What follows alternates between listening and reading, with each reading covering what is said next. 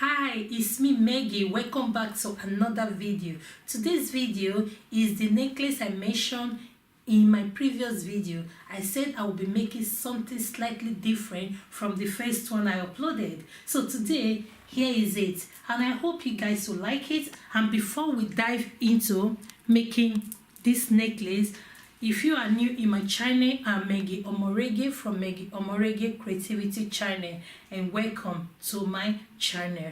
And if you have not subscribed to my channel, please do, because you will find different things that you may like or your friends may like, so you are free to share my videos. And for those of you who have subscribed to my channel, a very big thanks to you. I'm really grateful. It makes me really happy to see that people are supporting me or wants to see more videos from me. So thank you very much, and please, I love you all and thank you for supporting me.